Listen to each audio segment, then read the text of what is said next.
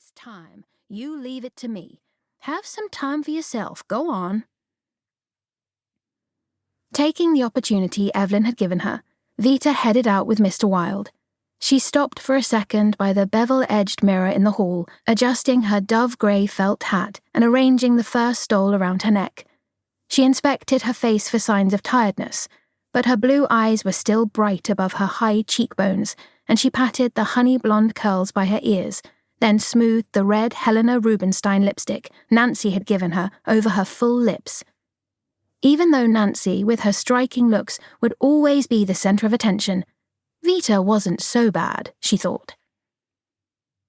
Opening the front door, she paused on the wide stoop of the Delaney's mansion with its white Doric pillars, wrapping her wool coat around her against the chill of the morning. The sky was blue and the sun was bright above the large silver maple trees that lined the avenue. The mailman was heading up the steps, and he smiled at Vita, touching the peak of his navy blue cap. "Here is one for you today," he said, handing her a pale lilac envelope with her name on the front. "Hand delivery." She thanked him, and he put the rest of the mail in the mailbox by the front door before petting Mr. Wilde. Vita opened the envelope. The first thing she noticed was the embossed gold letterhead spelling out a name. Renata King. Renata King was Irving's mother, and now Irving rose up in Vita's mind's eye. Poor Irving, she thought, remembering how suave and debonair the rich American had seemed when he'd been shopping for his spoilt daughter Daphne at Madame Sacerdote's salon in Paris, how he'd taken a shine to Vita, and how he'd wooed her, wining and dining her and lavishing her with expensive gifts, until she'd given in and agreed to marry him.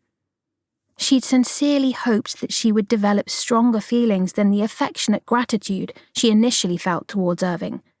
But they had never materialized, and although it had come as a terrible shock to learn that his quick Paris divorce from his previous wife, Alicia, hadn't been legal, meaning that Vita's marriage hadn't been either, looking back, that revelation had somewhat let Vita off the hook.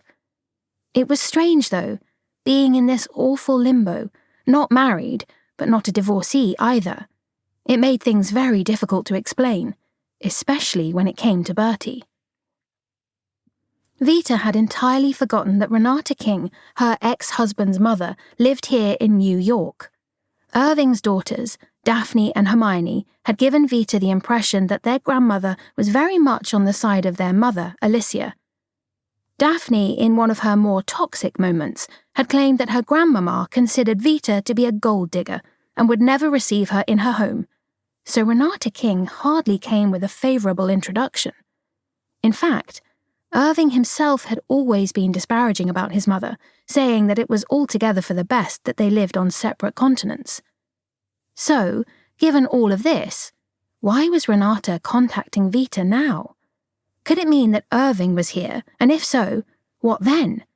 She felt a shiver of alarm at the mess she'd got herself into. In order to make Vita's predicament socially acceptable to the Delaneys, who were not only morally upstanding, but devout Christians, Vita had foolishly allowed Nancy to handle the matter.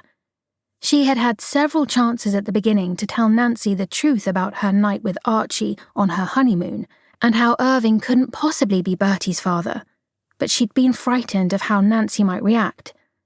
There was no love lost between her friend and Archie Fenwick, and Nancy had made so many assumptions about the circumstances of Vita fleeing her marriage. So she'd stayed silent, while Nancy railroaded her, fabricating a story for her parents that Irving had been nothing more than a brute, claiming that Vita had been lucky to escape her terrible marriage with her life, and that of her unborn child, and that she deserved the Delaney's charity. After all, Nancy had reasoned, her own mother couldn't very well be on the committee at the mission and then turn away a needy person from her very own door.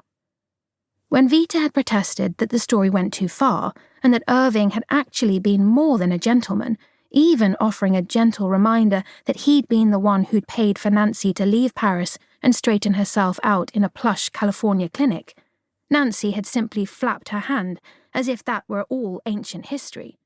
She didn't like to be reminded that she'd once been...